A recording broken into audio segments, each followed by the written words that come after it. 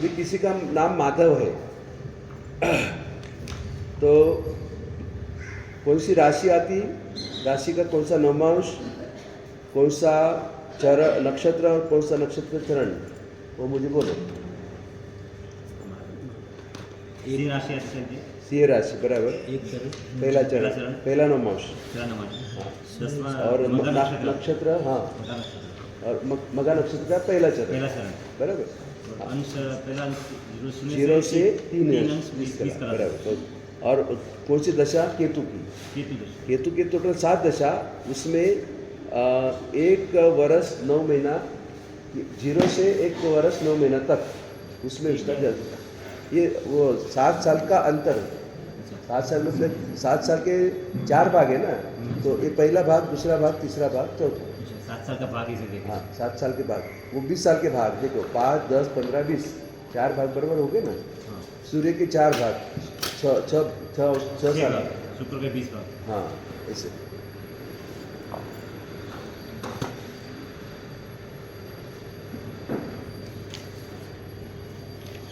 वो जो कॉपी किया है इसमें ऐसा नहीं हो सकता वो। हाँ करा दूँगा सर। अच्छा बाकी है ना। हाँ तो वो संडे था ना, आज हो जाएगा। हाँ समझे, बे भाग करें एक कर से बराबर, एक पेज में एक पेज पीछे में का। थोड़ा बड़ा हो जाएगा। हाँ थोड़ा अच्छा આપણે એમાંથી જ કરવું પડશે, કેમ કે પંચાંગ જે આપ્યા છે ને એ બધા અલગ અલગ વર્ષના છે તે, हाँ वो जो आएगा तो एक साथ में सबको इजी हो जाएगा। अभी हम आज चौथा पेज लेंगे, पहले 3 तो सेट है, चौथा पेज नक्षत्र के बारे में ही है। नक्षत्र कोष्टक। हाँ नक्षत्र कोष्टक इसमें 27 नक्षत्र है। कितने नक्षत्र है? 27 नक्षत्र। तो दरेक नक्षत्र के योनि रहते, गण रहते, इंजान रहता, नाड़ी रहती बराबर। तो अश्विनी की योनि अश्व योनि बराबर, भरनी का योनि गज योनि, कृतिका मेष, रोहिणी सर्प, मृगशिरा सर्प, इस तरह नाम है सब बराबर।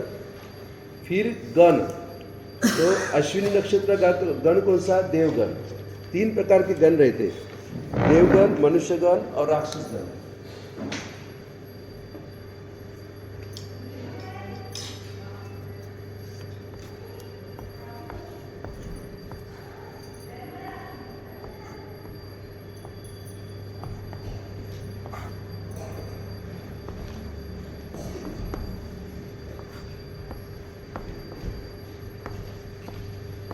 अभी मुझे बोलो देख के देवगण नक्षत्र बोलो कौन से है? अश्विनी, मृगशिरा, पुनर्वसु, पुष्य, हस्ता, स्वाति, अनुराधा, श्रवण, रेवती बराबर। गिनो कितने हैं टोटल? 1 2 3 4 5 6 7 8 9 बराबर। फिर देख मनुष्य गण गिनो। भरणी, 1 रोहिणी, 2 आद्रा, पूर्वा फाल्गुनी, उत्तरा फाल्गुनी, 5 पूर्वाषाढ़ा, 6 उत्तराषाढ़ा, 7 पूर्वा भाद्रपा, 8 उत्तरा भाद्रपा, 9, वो भी 9 है। और राक्षस गण वो भी 9 होंगे। फिर कृतिका 1, अश्लेषा, 2 मघा, 3 फिर चित्रा, 4 विशाखा, 5 ज्येष्ठा, 6 मूला, 7 धनिष्ठा, 8 शतभिषा, 9 नहीं शतभिषा, बस 9 है। मतलब 9 देवगण है, 9 मनुष्य गण है और 9 राक्षस गण। अभी अपने हम जब स्वाध्याय करते हैं, शास्त्र के पाठ करते हैं, तब वहाँ रहता है कि मनुष्य की 3 चित्त वृत्ति रहती है। चित्त वृत्ति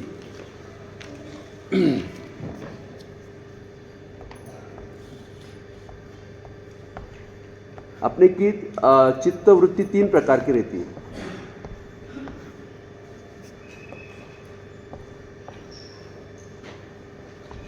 सतोवृत्ति, रजोवृत्ति और तमोवृत्ति।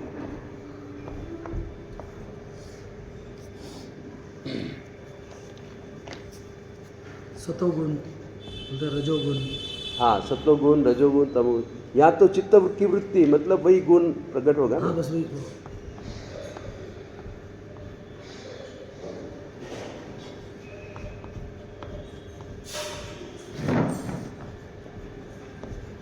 कि हम गुण कौंस में लिखेंगे, सतो गुण, रजो गुण और तमो गुण।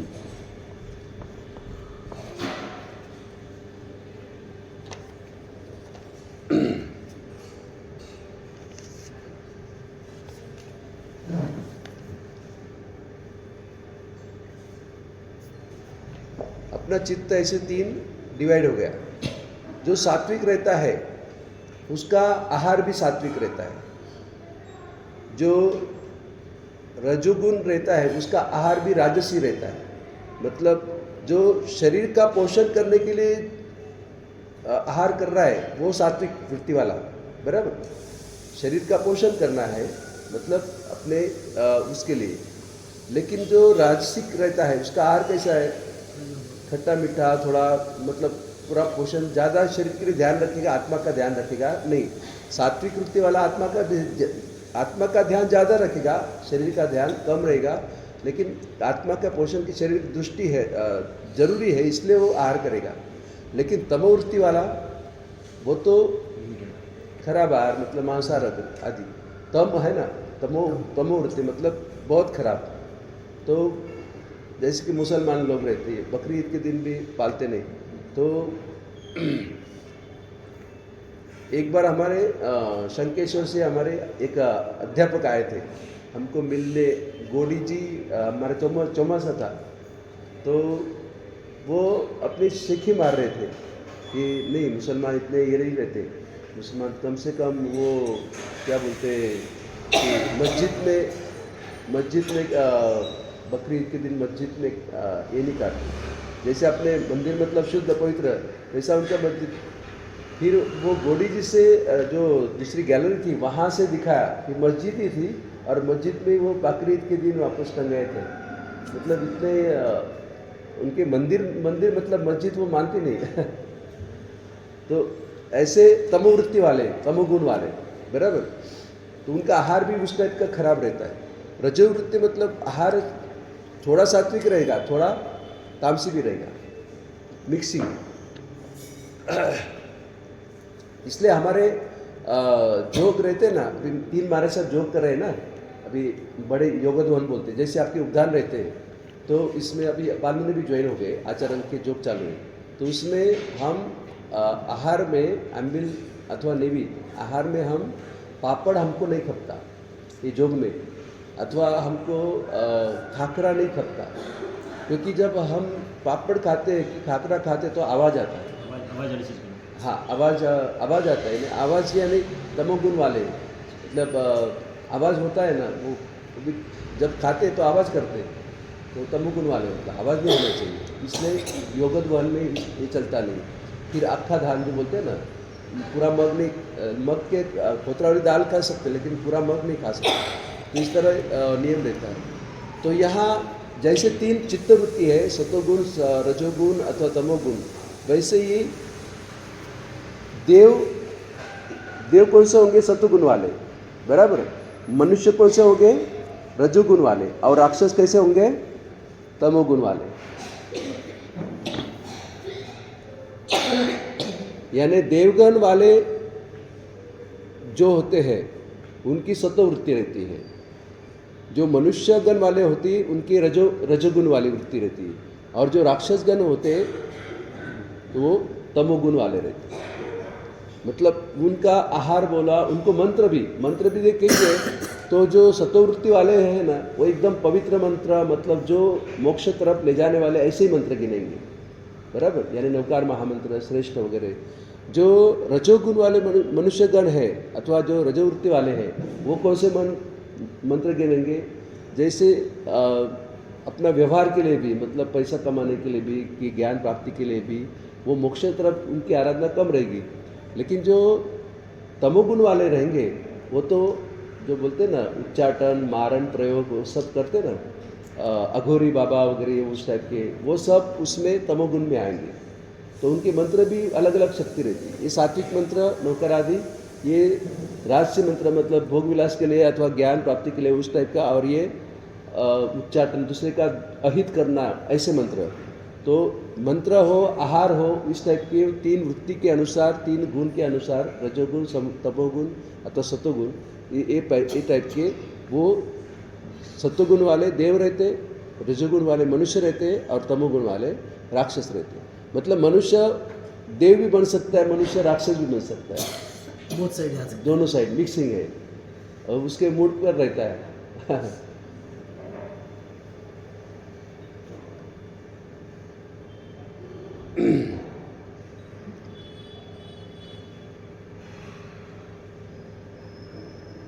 इसके बाद में आता है युंजा।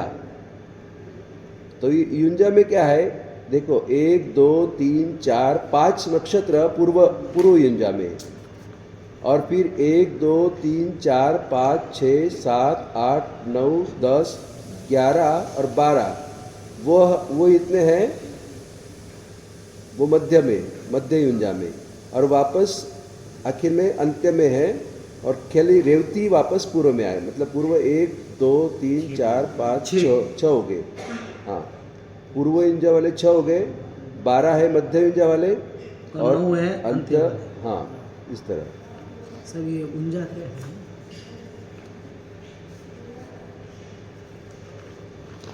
ये अपने शरीर में आते रहती है।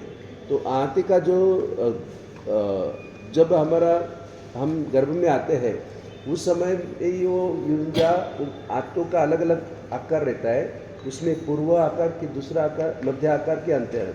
उसके अनुसार अपना अंदर जो पाचन शक्ति का जो रहते हैं ना, बड़ी आते छोटे आते, तो उसको उसी प्रकार का शेप मिलता है। तो अंत्य शेप की, मध्य शेप की, पूर्व शेप, इस तरह का शेप उसको युंजा बोलते हैं। और वही अब बाद में नाड़ी होती है। बराबर। तो ये योनि गण युंजा नाड़ी ये है ना, वापस जब मतलब शादी होती है ना, तो उसमें मेलापक देखना पड़ता है लड़का और लड़की का। उसमें 36 गुण में से अमुक गुण मिलते हैं, तो ये सब देखते हैं उसमें। तो इसमें अपने को विषय नहीं लेना है, अपने को भाई कितने गुण मिलते हैं वो अपने विभाग का यहाँ चैप्टर नहीं लेना है, लेकिन नाड़ी समझना पड़ेगा आपको। नाड़ी इसलिए समझना पड़ता है क्योंकि नाड़ी के साथ वो मेलापक करता है। वहाँ पे नाड़ी एक ही नाड़ी होगी तो सीधा 0 पॉइंट मिलते हैं, और अलग नाड़ी होगी तो सीधा 8 पॉइंट मिलते हैं। और नाड़ी सबसे ज़्यादा पॉइंट वाली है, 1 पॉइंट 2 पॉइंट ऐसे रहता है। तो यहाँ वो विवाह मेलापक की बात नहीं करेंगे, लेकिन नाड़ी क्या है ये समझना है आपको इस टाइम। तो देखो एक नाड़ी सेम रहती है। हाँ, अभी देखो ये है ना, पूरा एक सिस्टम से चल रहा है। देखो अश्विनी भरनी कृतिका 3 नक्षत्र लेंगे तो आद्य मध्य अंत्य, बराबर। फिर देखो रोहिणी मृगशिरा लेंगे तो जो वह अंत्य है वही यहाँ शुरुआत हो गया, तो अंत्य मध्य आद्य, बराबर। फिर 3 नक्षत्र लेंगे, पुनर्वसु पुष्य आश्लेषा, वापस आद्य मध्य अंत्य। मतलब अश्विनी भरनी कृतिका जो था वो वापस पुनर्वसु पुष्य आश्लेषा आएगा, बराबर। आद्य मध्य अंत्य, अंत्य मध्य आद्य, आद्य मध्य अंत्य, अंत्य मध्य आद्य, ऐसा ही ग्रुप रहेगा। यानी वो ड्राइंग दिखाऊंगा एक बार, तो ड्राइंग से पता चल जाएगा आपको नाड़ी का। फिर वापस इस तरह वो पूरा सिस्टम से चल रहा है आखिर तक, आद्य मध्य अंत्य, अंत्य मध्य आद्य। अभी समझ लो कि मेलापक में समझ लो लड़के का अश्विनी नक्षत्र है और लड़की का पुनर्वसु नक्षत्र है, तो कौन सी नाड़ी होगी? दोनों आदि नाड़ी। तो इनका विवाह हो नहीं सकता, बराबर। अच्छा। एक ही नाड़ी हो तो विवाह हो नहीं सकता। अच्छा, अभी लड़के का मृगशिरा नक्षत्र है, लड़की का मृगशिरा नक्षत्र है और लड़के का आद्रा है, तो क्या हो गया? नाड़ी कौन सी हुई? उनका मध्य और आद्य। तो ये दोनों अलग अलग डिफरेंट है। सेम रहता है तो सीधा 8 में से 0 मिलता है। जो सेम रहे तो 0। एक ही नाड़ी रहती है तो 0, और अलग अलग नाड़ी रहती है तो सीधा 8 में से 8 पॉइंट मिल जाते हैं। इसमें कोई ऑप्शन ही नहीं है। एक ही नाड़ी होगी सीधा 0 पॉइंट 8 में से, और अलग अलग नाड़ी हो तो सीधा 8 में से 8 पॉइंट मिल जाते हैं, बराबर। यानी एक नाड़ी नहीं चाहिए। अभी इसका साइंस देखो, इसमें वैज्ञानिक दृष्टि से, ज्योतिष शास्त्र में वैज्ञानिक दृष्टि ये है कि हमारे ब्लड ग्रुप रहते हैं। एक तो रहता है RH पॉजिटिव, आपको मालूम हो गया, आपने जिन्होंने साइंस शास्त्र वगैरह, और एक रहता है RH नेगेटिव। तो इसमें तो ये भी और ये जो ग्रुप रहते हैं ना, ब्लड ग्रुप और O, बराबर, इसमें RH पॉजिटिव में भी ये रहते हैं और RH नेगेटिव में भी रहते हैं।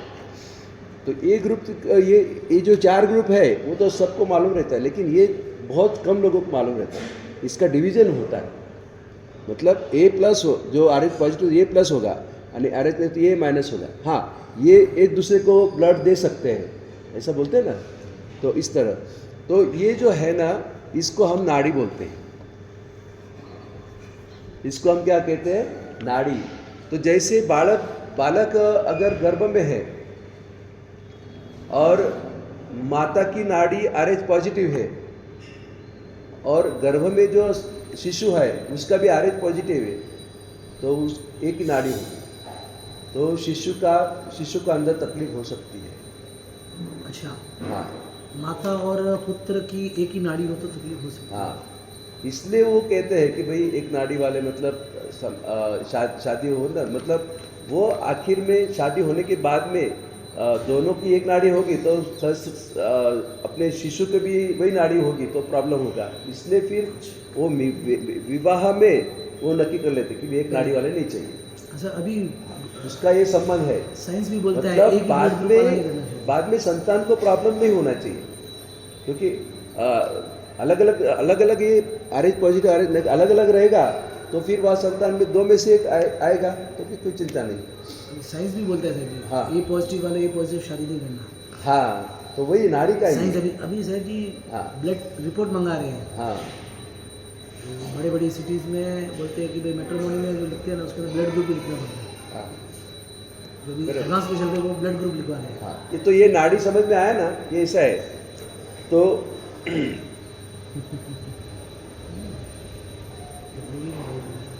अभी देखो, ये हमारा विषय है। अभी नए पात्रा कब निकालना चाहिए, हमारे साहब, नए पात्रा कब निकालना चाहिए? तो जो ठीक किया है ना, वो नक्षत्र में नए पात्रा निकालना चाहिए। तो अच्छा। आप ध्यान से देखेंगे ना, लगभग देव नक्षत्र में आएंगे। देव नक्षत्र ज़्यादा इसमें, बराबर। अश्विनी कौन सा है? जो ठीक किया वही बोलो, बराबर। अश्विनी, मृगशिरा, पुष्य, फिर अनुराधा, श्रावणा। यहाँ देखो, नए हस्त छूट गया, यहाँ हस्त में ठीक नहीं किया है, देव नक्षत्र होते हुए भी, लेकिन वो तो उनकी जो पद्धति होगी, बराबर। तो लगभग देव नक्षत्र ज़्यादा रहते हैं मुहूर्त में, बराबर। कोई भी अच्छा मुहूर्त करना हो, ये तो नया पात्र की बात है। फिर बाद में लोच आ रहा है, जो 2 नंबर लोच में भी लगभग देव नक्षत्र है, बराबर। अश्विनी, हाँ, इसमें चित्रा में राक्षस राक्षस ले वो ले लिया है। लेना चाहिए। नहीं, वो तो जो निर्णय किया है ना लोच, अच्छा। वो मुहूर्त तो जो बड़े भद्रबाहु स्वामी वगैरह उन्होंने नक्की किया होगा। ठीक, उसमें अपन कुछ नहीं कर सकते। ठीक। लेकिन ज़्यादातर से देव नक्षत्र है, वो आप समझने के लिए कि भाई देव नक्षत्र मुहूर्त में ज़्यादा लेते हैं। फिर मंत्र ग्रहण, यानी हमको कोई मंत्र गुरु महाराज दे रहे हैं अथवा कोई जाप करना है स्पेशल आपके अपने को, तो कौन से नक्षत्र में शुरुआत करना चाहिए?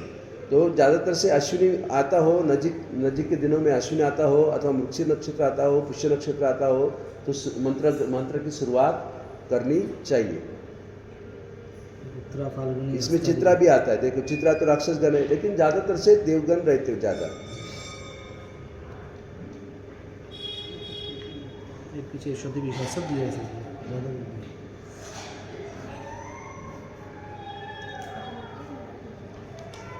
इसके बाद में जो पॉइंट है कि सूर्य और चंद्र संज्ञा, सूर्य और चंद्र संज्ञा अथवा पुरुष श्री नपुंसक संज्ञा, इसको संज्ञा बोलेंगे। अथवा लघु क्षिप्र, नक्षत्र के अलग अलग संज्ञा रहती है। अथवा वार, पहले अपने आखिर के 2 पॉइंट लेंगे। लघु क्षिप्र संज्ञा और गुरुवार हो, क्रूर उग्र संज्ञा अथवा मंगलवार हो, इस टाइप के, तो उस टाइप के काम हम करते हैं। वो पंचांग आएगा ना तब ये सिखा देंगे, बराबर। अभी खाली ये ध्यान रखना, लघु क्षिप्र संज्ञा में गुरुवार आता है, क्रूर उग्र संज्ञा में मंगलवार आता है, मिश्र साधारण संज्ञा में बुधवार आता है, और ध्रुव स्थिर संज्ञा में रविवार आता है, मृदु मैत्र संज्ञा में लगभग शुक्रवार आता है, दारुण तीक्ष्ण संज्ञा में शनिवार आता है। तो ये ऐसे अलग अलग वार होते तो अलग अलग संज्ञा रहती है। तपस्या चालू करવી अभी છે તો ક્યારે કરે? हाँ કોઈ મોટી તપસ્યા ચાલુ કરવી છે તો ક્યારે કરે? हाँ, तपस्या और मंत्र ग्रहण एक ही आएगा। हाँ, लेकिन विशेष तप करना हो, समझ लो आपको वर्धमान तप की ओली निकालना, ओली करना हो, तो उसमें 15 दिन में, जो एक 15 दिन का पंचांग रहता है ना, उसमें 15 दिन में एक बार तो वर्धमान योग आता है। અચ્છા, हाँ, देखो आप एक आध देखो, वर्धमान योग तो आएगा। कभी कभी एक महीना में भी नहीं आता, कभी कभी आ जाता है, 15-15 दिन में आ जाता है। तो वर्धमान जब योग आता है उस टाइम वर्धमान तप की जो भी आपकी होली है, जितना भी नंबर वो कर सकते हैं। तो इस तरह अमुक योग में, વર્તમાન યોગ જે દિવસે હોય એ દિવસથી ચાલુ કરે. हाँ,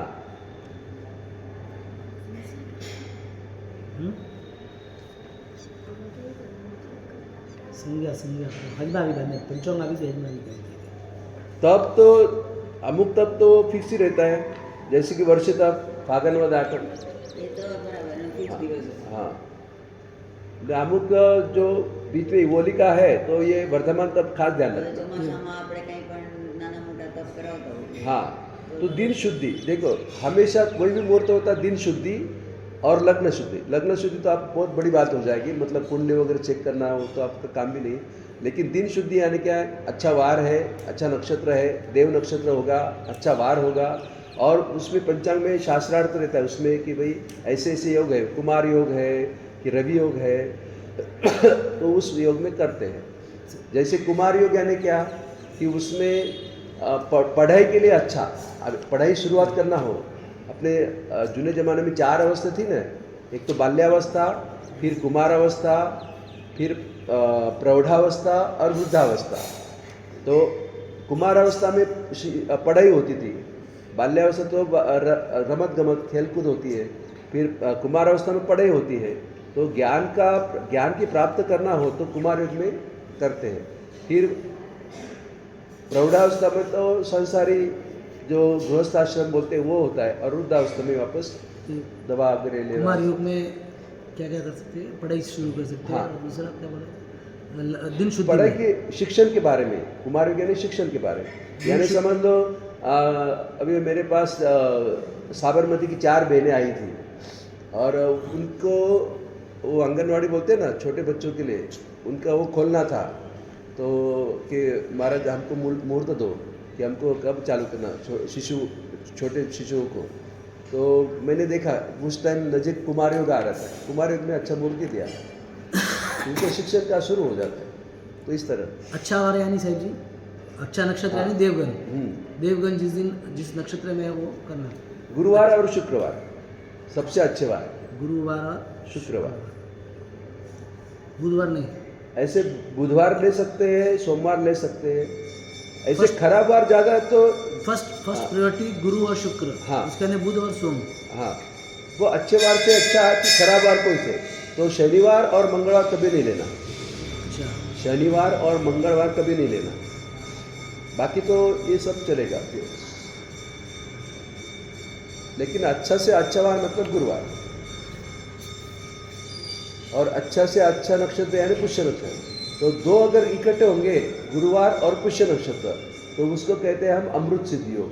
फिर रविवार को भी सिद्धि योग बोलते हैं ना, हाँ, रवि पुष्य नक्षत्र। रवि पुष्य वो रविवार को आया तो रविवार भी अच्छा। हाँ, वो सरकारी काम के लिए अच्छा। और ये तो सोना खरीदना वगैरह हो, अथवा अपने आनंद प्राप्ति करना हो, खुशी जो बोलते हैं ना।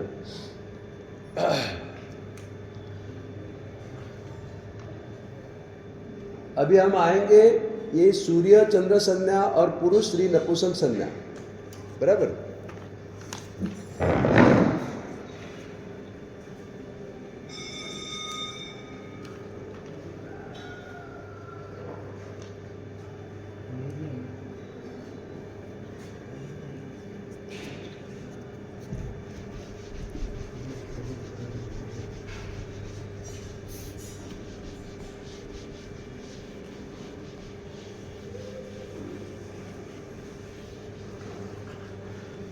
इसमें 2 नक्षत्र की गिनती होती है, बराबर। एक रहता है जो 13-13 दिन का रहता है, उसको हम क्या बोलते हैं, सूर्य नक्षत्र। जी। और जो दररोज बदलता है उसको हम क्या कहते हैं, चंद्र नक्षत्र।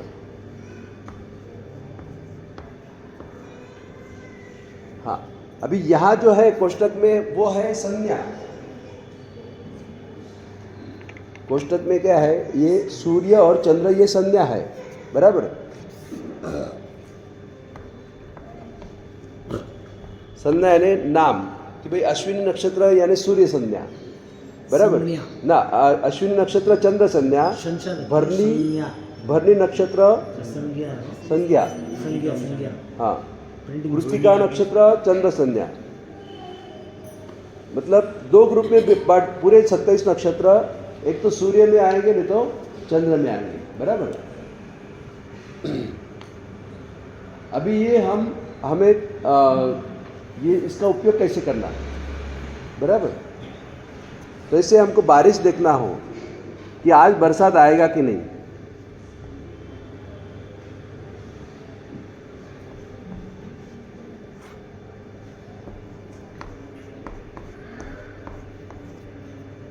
बराबर।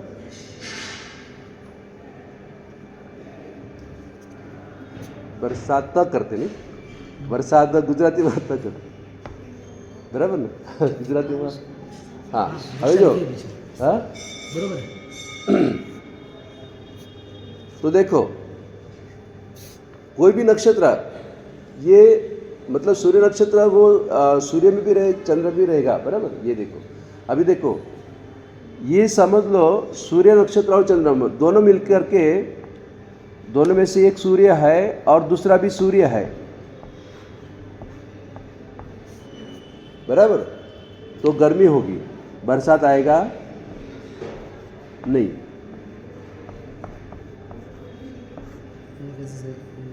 फिर ये भी चंद्र है और ये भी चंद्र है,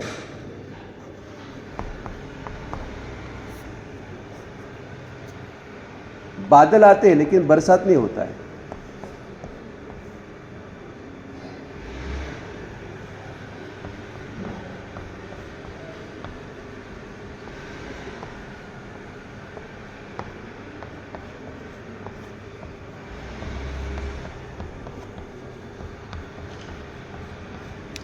और सूर्य और चंद्र, एक सूर्य है अथवा एक चंद्र है, तो फिर बारिश होती है।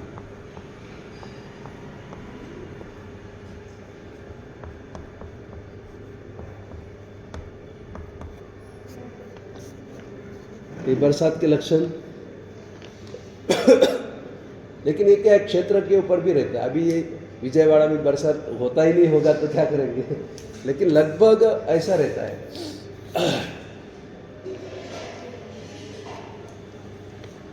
पहले लिख लो, फिर एक का प्रैक्टिकल मालूम होगा, तब आपको पता चलेगा।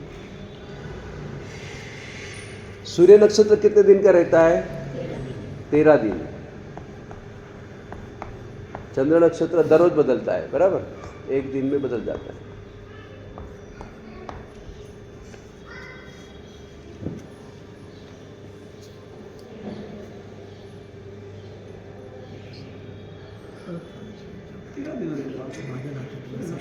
हाँ, 13 दिन, मतलब पूरा एक महीने, पूरा एक साल में 12 महीने में एक महीने में एक राशि में रहता है सूर्य। तो पूरा राशि चक्र यानी पूरे नक्षत्र वो सब मिलकर के 13 दिन करके वो पूरा एक साल हो जाएगा। एक चरण 13 दिन का, एक नक्षत्र इस तरह, तो 13 गुने 27 हो जाएगा। अभी समझ लो आज का दिन है, आज का दिन समझ लो सूर्य नक्षत्र रोहिणी में है। सूर्य नक्षत्र कौन सा है, रोहिणी। हाँ, रोहिणी में है। तो उसकी संज्ञा कौन सी है, सूर्य संज्ञा, बराबर। और समझ लो चंद्र नक्षत्र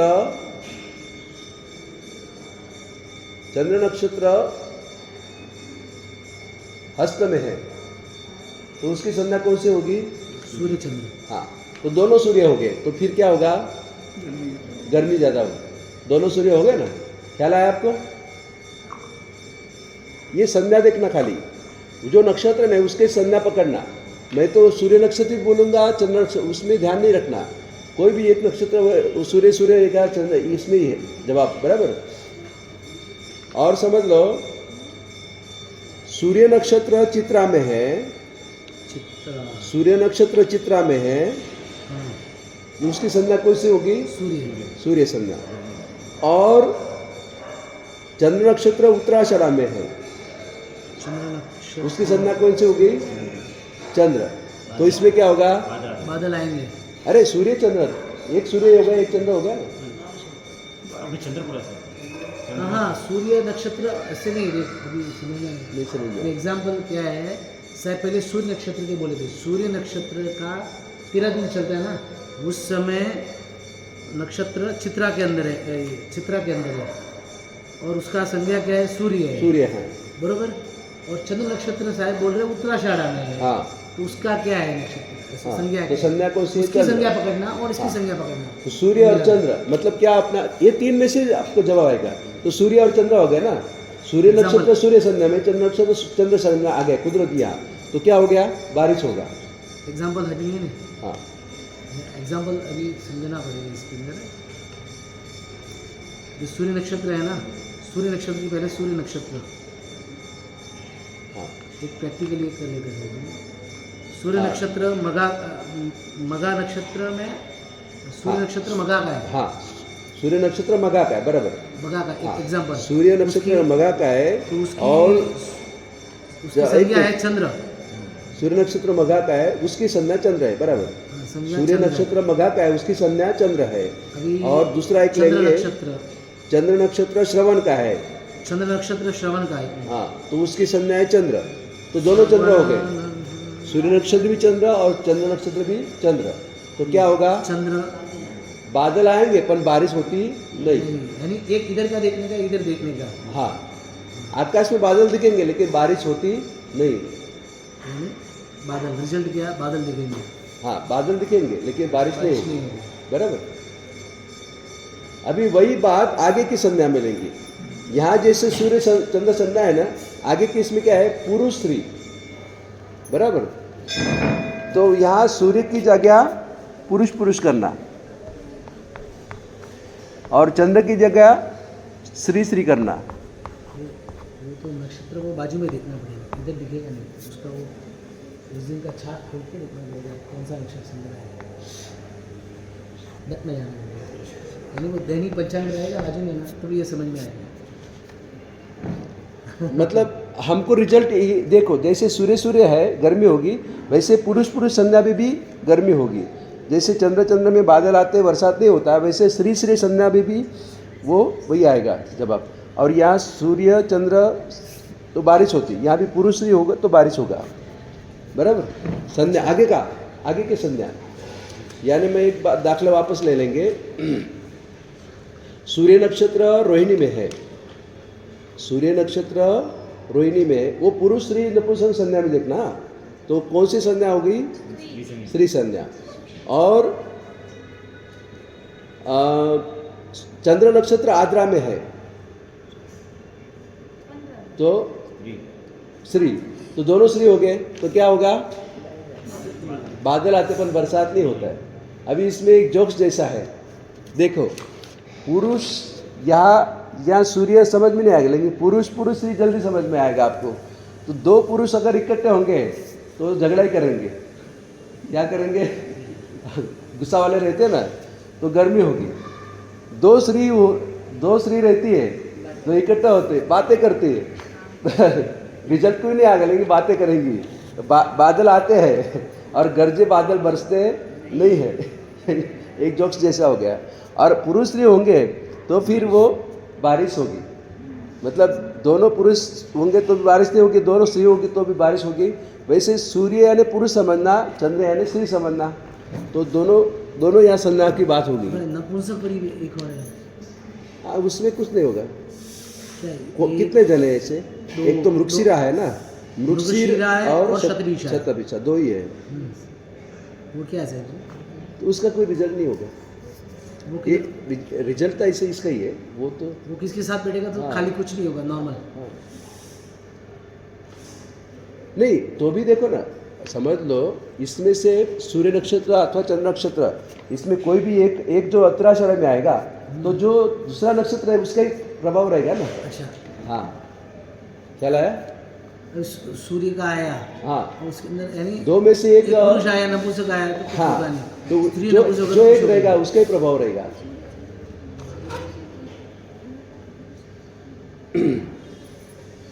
એટલે સૂર્ય સંલગ્ન નક્ષત્રોમાં સૂર્ય નક્ષત્ર જોવાનું અને ના ના ના ના એવું નહીં. સૂર્ય નક્ષત્ર એટલે આમાં કોઈ પણ આવશે, બરાબર? એના પછી એ સંજ્ઞા લખી લેવાની ખાલી, અને પછી ફળ આમાં જોવાનું. સૂર્ય નક્ષત્ર સૂર્ય સંજ્ઞા એવું નથી, હા ધ્યાન રાખજો, એવું નથી, ગડબડ નહીં કરવાનું. આ સંજ્ઞા છે, આ નક્ષત્રની કાયમી સંજ્ઞા છે, પણ સૂર્ય નક્ષત્ર કોઈ પણ નક્ષત્રમાં આવશે ને, ચંદ્ર નક્ષત્ર પણ કોઈ પણ નક્ષત્રમાં આવે, એની સંજ્ઞા પછી એના પછી આ રિઝલ્ટ કહેવાનું. હજી એક દાખલો લઈએ. નક્ષત્ર પકડવાનું. હા, નક્ષત્ર નક્ષત્ર પકડવાનું. અંદર આવી સૂર્ય છે, નક્ષત્ર જો સૂર્ય નક્ષત્ર 13 દિવસ સુધી રહે, બરાબર? એટલે સમજો આપણે જ્યારે આપણે હમણાં રોહિણી આવી હતી ને, કેટલી ગરમી થતી હતી. હવે રોહિણીના 13 દિવસ ગરમી હોય, એની અંદર સમજ લો રોહિણી તો 13 દિવસ રહેવાનું, એની અંદર ગરમી વધારે ક્યારે થશે?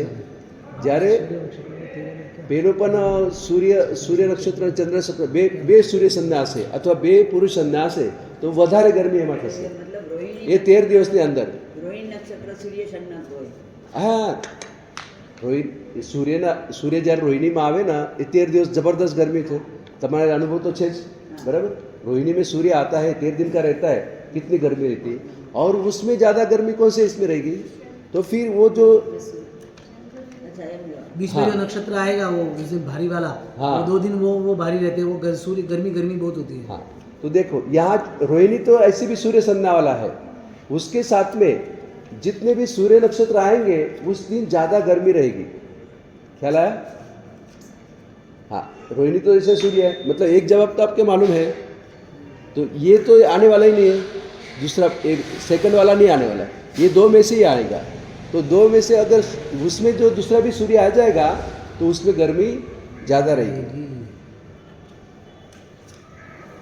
यानी रोहिणी चालू है, सूर्य नक्षत्र रोहिणी में है, और उस दिन चंद्र नक्षत्र उस दिन का समझ लो पूरा फाल्गुनी में है, तो क्या होगा? रोहिणी में सूर्य चालू है 13 सूर्य, दिन. दोनों सूर्य। हाँ, दोनों सूर्य सूर्य संज्ञा। जबरदस्त गर्मी होगी. एक तो रोहिणी का सूर्य जो 13 दिन तक गर्मी रहेगी, उसमें आपस जब चंद्र उसमें आएगा वो नक्षत्र में, उस दिन चंद्र तो एक दिन बदलने वाला है वो नक्षत्र, तो उस दिन ज़्यादा गर्मी होगी. ख्याल आया? हाँ,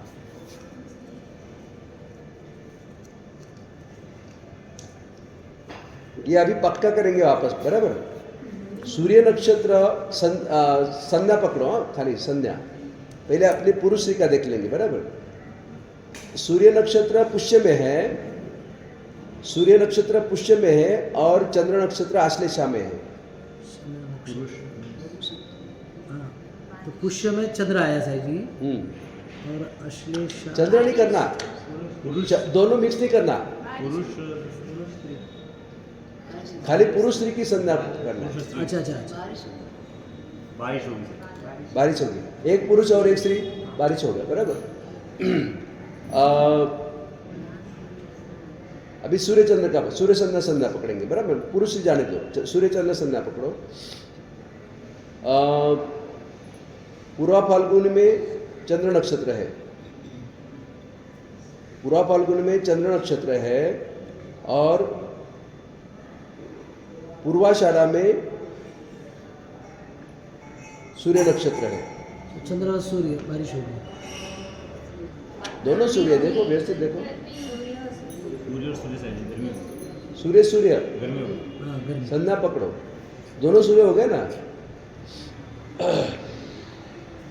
मैं चंद्र नक्षत्र बोल रहा है, लेकिन संज्ञा पकड़ना, वो नक्षत्र तो है वो, लेकिन संज्ञा उसकी पकड़ना। हाँ,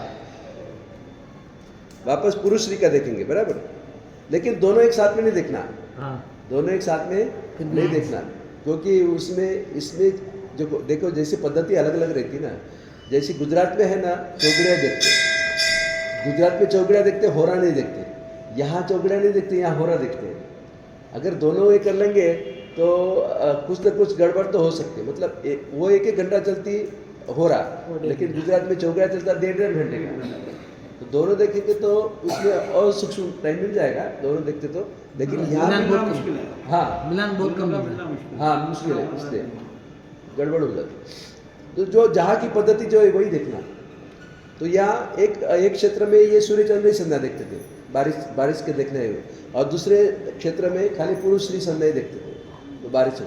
लेकिन दोनों अपनाएंगे तो एक में कदाच बारिश होगी, दूसरे में कदाच गर्मी होगी, ऐसे भी हो सकता है। फिर दो में से एक ही देखना। लेकिन इतना ध्यान रखना, बहुत बार क्या होता है, हम देखो ये ज्योतिष का विषय है, इसमें सच्चाई होगी कि नहीं होगी वो अलग बात है, लेकिन बहुत बार क्या व्यवहार से हम देखते हैं ना कि महाराज साहब के ऊपर भी ब्लेम आता है, आक्षेप आता है। जैसे कि वो अनूप मंडल है ना, तो अनूप मंडल उधर माउंट आबू के आसपास है, राजस्थान में। हाँ राजस्थान में। वो लोग महाराज साहब के एक्सीडेंट कराते हैं, मालूम है? वो जैन के द्वेषी है। जो अनूप स्वामी है ना, वो पहले कोई जैन शेठ के यहाँ नौकरी करता था, लेकिन उसको चोरी का आक्षेप लग गया तो उसने निकाल दिया शेठ ने। अभी कुदरती उसको है ना, कुछ महंत की सेवा उसने अच्छी किया, तो महंत की सेवा के करने के बाद में वो महंत गुजर गया, उसके पहले उसको वहाँ पदाधिकारी बना दिया, महंत बना दिया। तो उसने वो दुरुपयोग किया, वो पद का दुरुपयोग किया उसने कि भाई मुझे चोरी का आक्षेप ये किया था, ये लोगों ने किया था। और जो अधूरा ज्ञान कितना खतरनाक रहता है, जैसे फिर वो जब नौकर था तब वो सुनता था अधूरा बात, कि जैसे कि हिमवंत पर्वत हिरण्यवंत, मतलब सोने के ऐसे पीले सोने के ऐसे पहाड़ उधर रहते हैं पीले, तो उसको लगते हैं सोने के पहाड़, इस टाइप का मगज में रहता है, बराबर अधूरा ज्ञान। तो फिर जैसे ही महान बन गया, और हमारी भी भूल रहती है, हम क्या करते हैं, जिनालय ऐसे लिखना कि जिनालय ऐसे लिखना, ऊपर हाँ। ये जिन यानी जिन्होंने राग द्वेष जीत लिया है, आलय यानी घर, मतलब मंदिर, मतलब जिनेश्वर परमात्मा का मंदिर। ये जिन यानी वो जो जीन बोलते हैं ना, एक भूत पलित रहता है, उसको हम काम सौंपेंगे तब तक नहीं तो वो जीन अपने पीछे पड़ जाता है। हाँ, जीन भूत पलित, बराबर। तो उसका घर यानी शमशान वगैरह। तो इतना फर्क पड़ता है रसो दीर्घ का। तो उन्होंने अपने बुद्धि का उपयोग किया, उसने महंत ने, कि ये लोग है ना, किसी ने अशुद्ध लिख दिया होगा, ये मंदिर क्या है, ये भूतों का घर है, बराबर। और उसने इतना प्रचार किया, यानी ये लोग सब नास्तिक है, ये लोग सब ऐसा प्रचार किया, महंत का उसने पूरा उपयोग किया, और ऐसे पूरा उनका ग्रुप बनाया, वो अनूप मंडल। तो जब वो संसारीपना में वहाँ अधूरा ज्ञान बोलते ना, कि जैसे महाराज साहब वर्णन कर रहे हैं हिमवंत पर हिरण्यवंत, कि फिर उन्होंने अपनी कल्पना से किया कि ये महाराज साहब है ना, रात को सबको बुलाते, बनिया को बुलाते, फिर चादर पाथरते, और फिर आकाशगामिनी विद्या से जाते वो पहाड़ पे, वहाँ सोना से लेके आते और फिर बांटते सब। इस तरह उल्टा प्रचार कर दिया, उसकी अधूरी जो बोलते हैं ना, अधूरा ज्ञान। और फिर महाराज साहब क्या करते, वो हम अभी बिहार रहता है, तो बिहार में वो हम अपने कौशक करते, फिर एरिया में करते, फिर आखिर में शाम को बिहार है, फिर घड़े को ऐसा कपड़ा से बांधते हैं कि भाई पानी हवा नहीं लगनी चाहिए, वो सूक्ष्म जीव हवा के अंदर जाने नहीं चाहिए, फिर डोरी बांधते, तो उसमें वो एरिया वगैरह करते। तो वो अधूरा ज्ञान बोलते हैं, वहाँ देखता है कि महाराज साहब तो बरसात बांध रहे हैं, अभी मंत्रित कर रहे हैं। और कुदरती राजस्थान में बारिश कम रहता है, बस इतना प्रचार किया कि ये महाराज साहब भी अच्छे नहीं है, महाराज साहब का एक्सीडेंट कराओ। अभी वहाँ भी उनके ज़्यादातर से ड्राइवर रहते हैं और ड्राइवर का नियम रहता है, अभी भी मतलब नियम के अनुसार, सरकार के नियमानुसार ड्राइवर को सज़ा कम होती है। और ऐसे कोई उड़ाना हो, मार देना हो तो ये एकदम ईजी रास्ता है। तो इसलिए बहुत से साधु और वहाँ लिखा है उनके इसमें कि अगर साध्वी होंगे तो 25,000, साधु होंगे तो 50,000 और उसमें भी आचार्य होंगे तो 1,00,000 रुपये हम देंगे। ऐसा इतना खोटा प्रचार कि भाई ये लोग चाहिए नहीं। मतलब उनकी जो भड़ास जो है, चोरी का अक्षर, अभी तो मैं पदाधिकारी बन गया, मैं तो महंत बन गया, तो वो हमारी वो आलोचना नहीं करेंगे, इस हेतु से वो बदले ले रहे हैं और पूरा ग्रुप ऐसा बन गया। तो ये बारिश का हम कुदरती, ये तो कुदरत का है बराबर, ये तो पूरा सच मानना ऐसा नहीं, लेकिन ये कुदरतों का जब होगा तब वो असद होगा और सभी का अलग अलग रहता है। ये तो एक पद्धति हमने सिखाई है, लेकिन ये अमुक क्षेत्र में काम आती है, अमुक क्षेत्र में ये काम आती है, लेकिन वहाँ तो पूरा धर्म का ही मतलब ये बारिश बांध रहे हैं वगैरह, इतना अंधश्रद्धा उसने निर्माण कर दिया है। तो बहुत से मतलब सबसे पहले खतरनाक एक्सीडेंट 4 साध्वी का वहाँ मेहसाना के मतलब वो पुल के ऊपर हुआ, वहाँ से गुणत्व सिंह भाई साहब के 4। हाँ, उसके बाद में सबको पता चल गया, उस टाइम पता चल गया कि ये लोग जानबूझ के कर रहे हैं। फिर ऐसे इसके बाद में बहुत से ऐसे केसेस, फिर निरीक्षण भी होगा। एक बार हम वहाँ माउंट आबू में दिलवाड़ा मंदिर में ठहरे थे, वहाँ बड़े गुरुजी प्रेम सिंह दादा भी थे उस टाइम, और वहाँ सिरोही के महाराजा आए थे वंदन करने। तो सिरोही के राजा खुद वो अनुपमंडल में है, खास भगत है। हाँ, तो हमने कहा, हमको जैसे मालूम कैसे हमारे गच्छारी जी है ना, उन्होंने बोला कि आपके अनुपमंडल है, तो आप अनुपमंडल में आप है, तो ऐसा हमारा एक्सीडेंट को होता है। बाबूजी ये मुझे मालूम नहीं, मैं तपास कराऊंगा। उनको सब कुछ मालूम नहीं था, क्योंकि वो बड़े आदमी है ना, ये लोग एक छोटे पैमाने पर वो कर देते, मैं खास तपास कराऊंगा। और फिर बाद में समाचार मिला, जैसे उसने बहुत एक्शन लिया, फिर बाद में अच्छी तरह एक एक्शन लिया। तो वो तो भगत के हिसाब से, धर्म के हिसाब से ज्वाइन हुए थे, लेकिन ये दूसरे धर्म में ऐसा करना, तो उसको जैसे पता चला उसने बहुत एक्शन लिया था। लेकिन ये अंधश्रद्धा ऐसे रहते कि वे हम तो विहार कर रहे हैं, ये वो एरिया में कर रहे हैं, तो उनको लगता है कि ये मंत्र से बांध रहे हैं बारिश को। अभी बारिश बांधना कि अपने साधु मटके में बांध दी बारिश। अभी आप बिहार का क्षेत्र रहता, मतलब बिहार में जाना हो तो शाम को ऐसा करना ही पड़ता अपने को, तो मटका साथ में लेना हो, इस तरह वो कुछ कितना गलत फहमी होती है। तो यहाँ ऐसे, और वहाँ भी ऐसे भी बारिश कम होती है और फिर वो उनका भड़ास निकालने के लिए ऐसे प्रयत्न करते रहते हैं। लेकिन फिर मिल गया लोगों को भड़काने का और कुछ नहीं। लेकिन पहले तो अपना क्या बोले, संस्कृत भी नॉलेज अच्छा ये चाहिए कि जीन शब्द करेंगे। बहुत बार गुजराती में गड़बड़ करते, पूरी बड़ी बड़ी पत्रिका में जय जिनेंद्र है ना, ऐसा लिखते हैं, वो शोभा के लिए अच्छा दिखता है, जय जिनेंद्र। तो ये जो जी है ना, वो दिखने के लिए अच्छा लगता है, लेकिन वो जी दीर्घ हो जाता है। जय जिनेंद्र मतलब जो भूतों का इंद्र है उनको उनकी जय हो। अपने जिनेंद्र नहीं होते, लेकिन बड़ा करते हैं यूँ। हाँ, अरे वो स्टाइल करते हैं ना, वो अच्छा लगता है गुजराती में, और वो सब ऐसे करते हैं। अभी भी जब तक हम नहीं बोलते तब तक वो ऐसे करते। फिर हम बोलते कि भैया ऐसा कभी नहीं लिखना, ध्यान रखना। बहुत से प्रिंटर को हमने सूचना दिया है, क्योंकि उनको फिर अर्थ तो होता है ना, उनको वो भी पंडित रहते हैं, उनको भी मालूम रहता है जी ऐसा लिखते तो बहुत अच्छा अर्थ होता है। तो वो ये अपनी भी भूल है।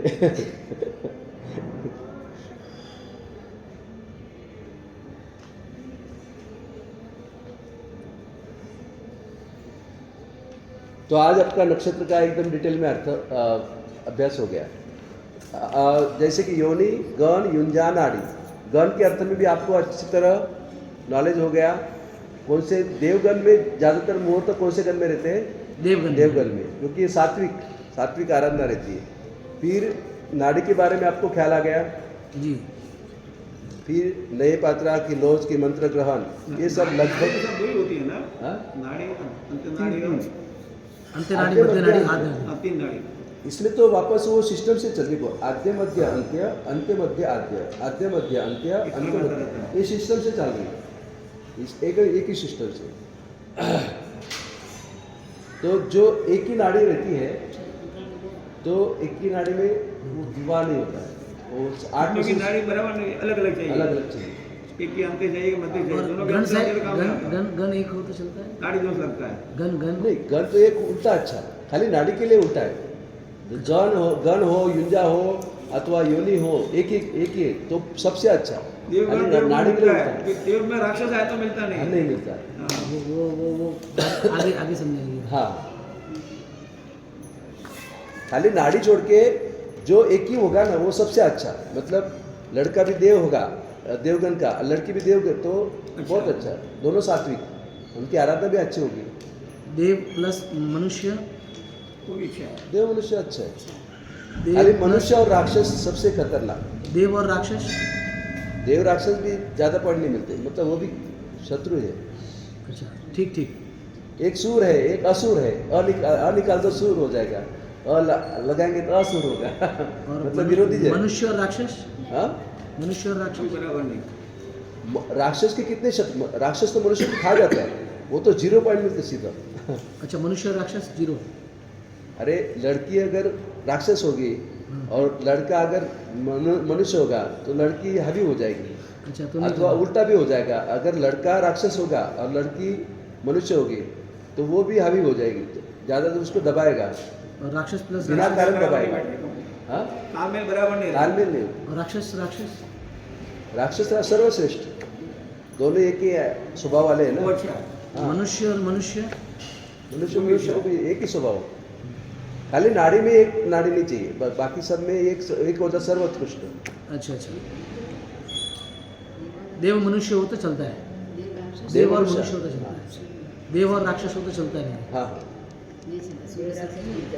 राक्षस सूर असुर, और एक सूर है एक योनि, असुर है, मतलब योनि सूर से नहीं है। योनि, हाँ? योनि योनि में तो वो उसका कोष्टक ही है, अच्छा है, कौन सा इसमें कितने पॉइंट मिलते हैं वो सब इसके। आगे आगे जाएंगे। हाँ, जैसे बिल्ली है या चूहा है, उनको मेल नहीं है, इतना वो लिखते हैं कि मेरे को उनका मेल नहीं है, दोनों का मेल है तो मेल करता है। अच्छा ऐसे क्या उसका स्पष्ट रहेगा। अब आप ही कीड़ा होना ठाएंगे।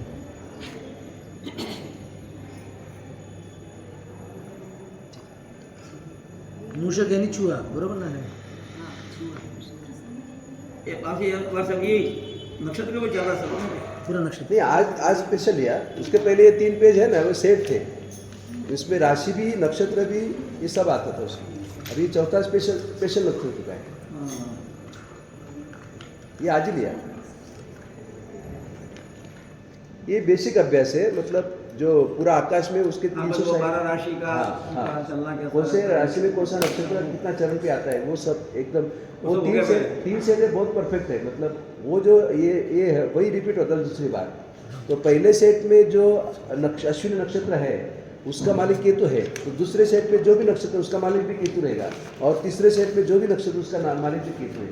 मतलब केतु के 3 नक्षत्र हो गए, फिर शुक्र के 3 नक्षत्र हो गए, फिर सूर्य, ऐसे वो सेट में पता चल रहा है पूरा। नेक्स्ट क्लास चालू है पासेंगे फिर वापस बाद में बाद में हो गया। तो बना करो शामी मासो बंदी जामी जाइन शामी मासो बंदी जामी जाइन संजय पाठे होगी। धनवंदामि स्वामी शाताचे जी बात पाणी लापी जो जी स्वामी खमास मनोवंदी गाणी सीएम धनवंदामि चावरण से पुठ्ठमेंतर खामे हो हाँ मैम।